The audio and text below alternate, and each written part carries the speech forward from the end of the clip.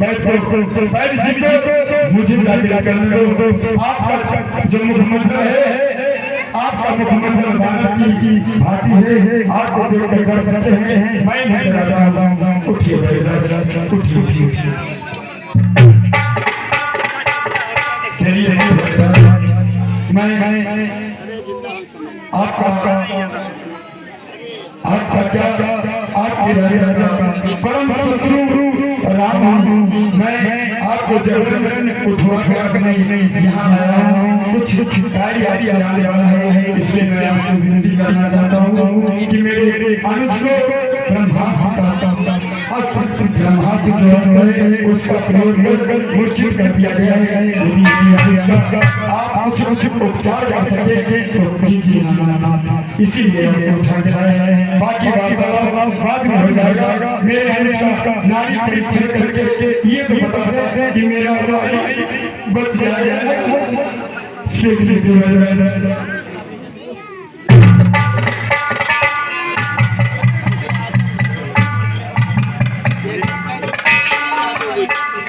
प्रभु, आपका भाई जीवित हो जाएगा, लेकिन किंतु परंतु ये सब जब कुछ भी आप कहना चाहते हैं, मैं सर्वस्व आपको क्षमा करता हूँ। मैं तथास्थ होता हूँ, मैं सब कुछ आपको दूंगा, बस उपचार बताइए। प्रभु, मैं के घर का किस तरह आपका कार्य करूं, अनुचित हो मत को जो बैरी को आराम करूं, जिसमें प्रत्यक्ष बुराई है, ये काम कैसे किया जाए? हे राम, आज्ञा देते हो इस समय अधर्म किया जाए।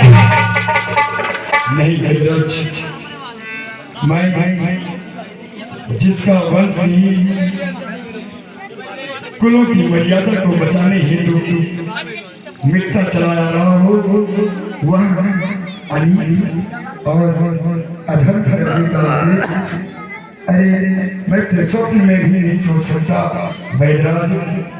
मैं जिस धर्म में हेतु निज राज्य गया, श्री पितृदेव का मरण हुआ, जिस धर्म में हेतु प्रिय भरत छुटा, सीता प्यारी कारण हुआ, उस धर्म सत्य पर लक्ष्मण भी, बैदराज ध्यान से मेरी बात सुनिए, उस धर्म सत्य पर लक्ष्मण भी यदि मर जाए तो मर जाए। अब आज यही होगा मेरा, धर्म नहीं जाने पाए। बैदराज, आप मेरे भाई को जीवित मत कीजिए, आप अपने धर्म पे रहिए। धर्म के खातिर आप कर्म को मत अपनाइए। मुझे क्षमा करें। हनुमान, जाओ कुटी समेत बैदराज को इन्हें लंका वापस निर्वहन किया। आप धन्य हो, मैं आपकी बाणी को सुन करके मैं धन्य हो गया, मेरा जल जीवन चेतन हो गया। प्रभु, मैं दशरथ के दल का तो हूँ, लेकिन मैं आपका श्रेष्ठ प्रेम रखता हूँ प्रभु। हाँ बैदराज, वैद्य, डॉक्टर, रसोइया, ये किसी के भी घर का हो, इसे कभी भी किसी और की बातों में आकर अपने समस्त परिवार का नष्ट करना या नाश करना छोड़ देना चाहिए।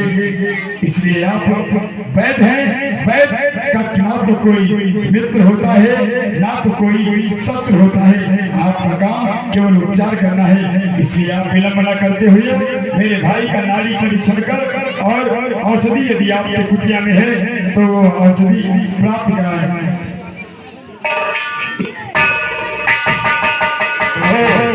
कहिए आपका भाई ठीक हो जाएगा, लेकिन द्रोणगढ़ पर संजीवनी नाम की ड्यूटी है।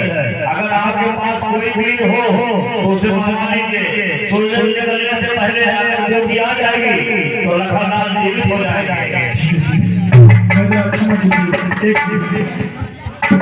हनुमान, मैं कुछ क्षण के लिए बैदराज को मौन व्रत में रख दिया हूँ। आपसे एक बात कहूँ, कपिपत की तुमने रक्षा की, कपियों को तूने तारा है, वन में अशोक में तूने ही सीता का प्राण उबारा है।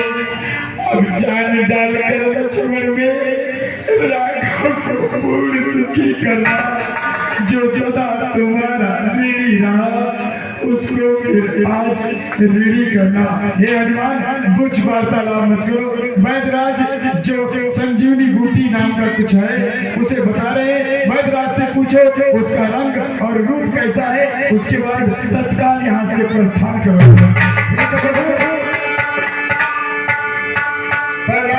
वीर हनुमान, द्रोण के पर्वत पर है, भूतल में हो या कि हो ब्रह्मा के घर में, लाएगा पास से अभी चाहे हो ब्रह्मा के घर। पकड़ाए उसका क्रोध निष्ठुर हाथ हटवाएगी, रखवाई अगर सहाय है तो रात रहे आ जाएगी। वो जोत के समान जगमगाती है बूटी, द्रोण के पर्वत है, जाओ उसे लेकर आओ। अगर सूरज निकलने से पहले आ जाओगे तो लखनलाल जीवित हो जाएगा।